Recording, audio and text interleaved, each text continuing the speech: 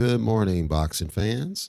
We had another outcome take place and another update for this outcome. I had covered it on the preview for the fights that were happening, Taylor versus Catterall at the top of the hour, and I gave some predictions on that one. This is a follow-on to the prediction I made. That prediction, of course, being with Viktor Postol, who is going to be fighting Gary Antoine Russell. And if you go back to that episode, I do encourage you to listen to it in its entirety, because that's going to be my pattern for those that are new to the channel, is I will every weekend preview the fights I think are worth watching. Obviously, if you're a fan, you're watching them all, but there's going to be ones that I think will be worth your time, to whether they're new guys to the division or they're top tier fighters. I call out the ones I think are worth your time specifically to pay attention to, and then I'll make predictions based on the fighters.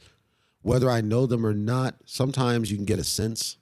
And so far, I'm undefeated in the predictions for this weekend because Viktor Postol, as I predicted, Gary Antoine Russell, he got a stoppage against Viktor Postol, the first to stop Viktor Postol. Many people online felt that it was a sketchy stoppage or a premature stoppage and that Viktor Postol was never hurt.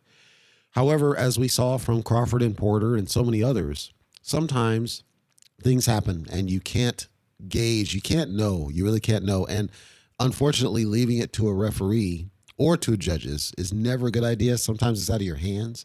But I had a sense that a stoppage was inevitable. And for those that feel like, okay, Postol was still in the fight, it's just that I understand. But as I said in the preview, Postol, he can be the Iceman, but it was obvious something was on his mind, like I said, that his family's back there, right, in the Ukraine. So there's no way, I'm sorry, he's human. He's flesh and blood, a man, like the song, Human League. I feel like you could tell something, it felt like something was on his mind, rightfully so. I'm not criticizing him, I'm saying, when you got something that serious on your mind, your family is in this, basically in a war zone or close to it, that's got to tug at you. And then you're thinking about getting back home because that's really your priority. In your mind, that's your priority. Get back home, make sure they're safe, get my family out of there, get them to safety, and then focus back on the boxing.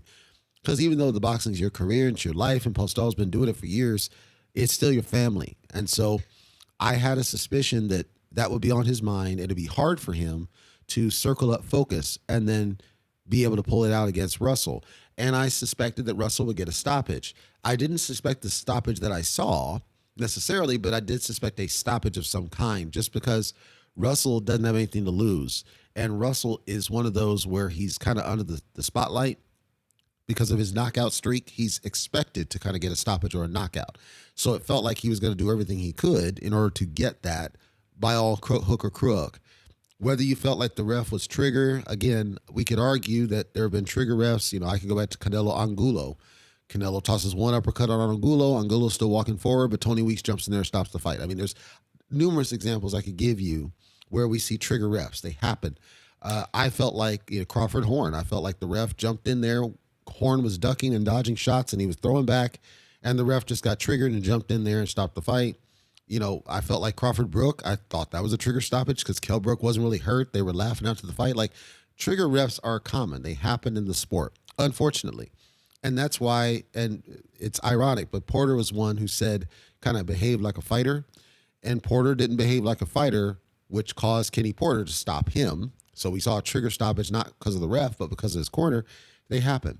So I just look at the fighters and I look at the stance they're in, what's the situation, what's going on at the time. And if I see that there's anything that's really distracting a guy, that person has a higher probability of losing the fight. Whether or not they lose on their feet or they lose by stoppage or they lose by decision is irrelevant. I look at that, and then I say, who's the guy across from him, and does that guy have anything to lose, or is he going to go for broke? And I think Russell's one of those. For those that don't know the facts, Russell actually beat everybody's favorite eye test, Jerome Boots Ennis, 3 times in the amateurs. So, and he said, we can fight again. He's a very respectful young man, is Russell. He said, we can fight again. It's just that fight needs to build. It needs to marinate because right now both are kind of unknown. So we need to build up our pedigrees. And then at some point, yes, we can match up in the ring and do it again, and I'll beat him again. Just right now, he's a quality fighter. So Russell's a quality fighter. I think people underrate Gary Antoine Russell, possibly because of his brother, Mr. Gary Russell Jr. Mr. Gary Russell Jr. is a solid fighter. They're solid fighters. They really are. So I suspected what I saw, and Russell got his hand raised with a stoppage, a very important stoppage, over a guy who had never been stopped in Victor Postol. Crawford hadn't stopped him, so he's done something that even Crawford couldn't do. I think eyes are going to be on Russell, and I'm not going to say that he is world level, title level, all time elite, none of that. But I do think that he would present a threat to anybody in his divisions that he fights, especially fresh off what we saw with Josh Taylor. That whole weight class, I think there's going to be sharks in the water, and Russell's going to be one of those sharks, and he could possibly make some waves. So give it up to Gary Antoine Russell, doing the impossible, stopping the Iceman, Victor Postol. Again, well wishes to Postol and his family. Hope that everything's all right, and he's able to get back there to them. Focus on that. He doesn't need to hang his head low. Ultimately, his family is what matters the most, in my opinion.